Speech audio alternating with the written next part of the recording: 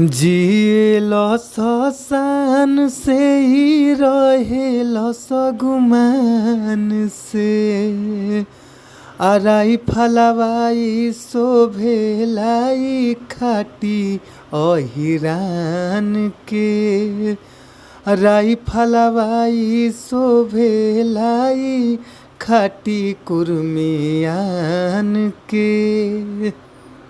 जी हाँ, आप सब कैसन बानी जा। आशा न बल्कि विश्वास बा ये भैया कि आप लोग मस्त होखब जा, खुश होखब जा, स्वस्थ होखब जा। और हम बानी आप सबके भोजपुरी गायक व गीतकार नीतीश सिंह।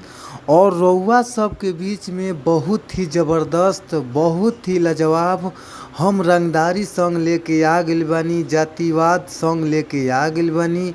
और भैया हो, आशा न बल्कि विश्वास बा कि अगर इस सॉन्ग के रउआ सब अच्छा से म्यूजिक बनवा के अच्छा से स्टूडियो में अगर गायकी क देतानी जा तो आशा न बल्कि विश्वास बा, पूरा श्रद्धा बा ये भैया कि आप लोग के बीच में इस सॉन्ग ई गाना जरूर बाजी।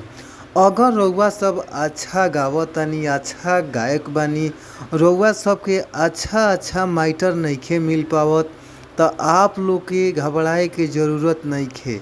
अच्छा माइटर पावे खातिर आप लोग ही हमारे यूट्यूब चैनल के सब्सक्राइब कर ली, जौना यूट्यूब चैनल के नाम बा भोजपुरी संगीत लिरिक्स।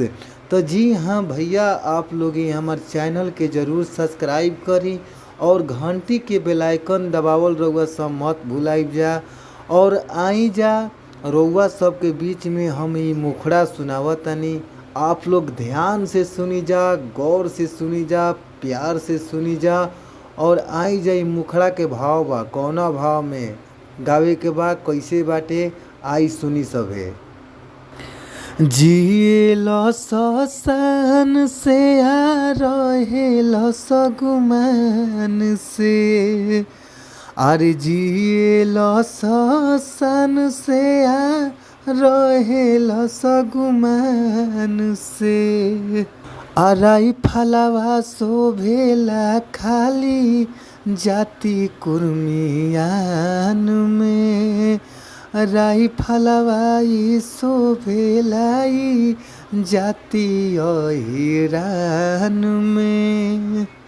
जे भी कर लेला प्यारू होला भगवान के आराई फलवा शोभेला खाली जाति कुर्मियान के राई फलवा शोभेला खाली जाति अहिरान के।